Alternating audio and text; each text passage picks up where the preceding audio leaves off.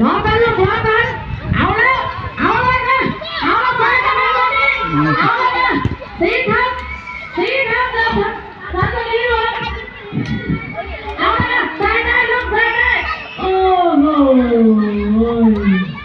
ขอเสียงปรบมือให้นักกีฬาหน่อยค่ะโอ้โหมันจริงๆนะคะพอก็ได้รับเกียรติท่านหัวหน้าหญิงนะคะช่วยไปมอบเสียงให้นักกีฬาหน่อยค่ะขอส่งไปให้พิธีกรทั้งสองนะคะพอเป็นเสริมเฉยๆนะคะเป็นตัวสำรองนะคะให้คุณแอนกับคุณบูวันนะคะทำหน้าที่ต่อไป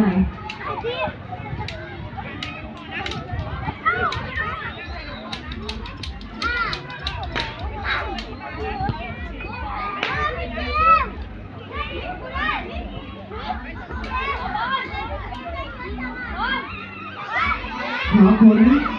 โรงเรียนด้วยนะคะตรงนี้ใครอยู่เส้นชัยคะเราจะมาลุ้นกันนะคะว่าใครจะเป็นเจ้าเหรียญทองนะคะขบวนพาเลทนะคะวันนี้อยากจะมอบช่วยรางวัลชนะเลิศประเภทกีฬาต่างๆนะคะวันนี้นะคะขอเวลาสัก10 นาทีนะคะให้นักกีฬาได้ดื่มน้ำก่อนนะคะคณะกรรมการรวบรวมผลก่อนนะคะ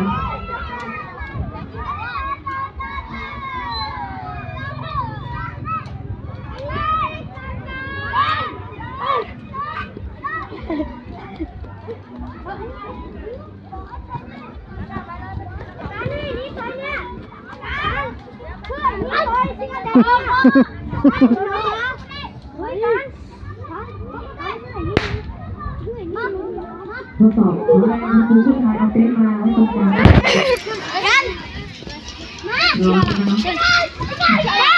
ขอแรงครูผู้ชายไปยกเต็นท์2นู่นนะคะน้องเอาไว้ตรงนี้เพื่อให้นักกีฬามาเข้าแถวตรงนี้นะเพื่อจะทำการปิดนะขอแรงครูผู้ชายนะคะ6 ท่าน 7 ท่านค่ะไปยกเต็นท์มานะคะ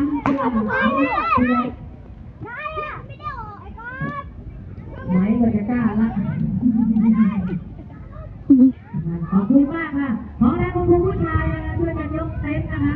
เอาไว้ตรงที่กลางสนามนะเราจะทำพิธีปิดนะคะเพื่อให้นักเรียนไม่ร้อนนะคะมาทั้งสองเลยค่ะเดี๋ยวกดถูเขากับลูกคนเลยข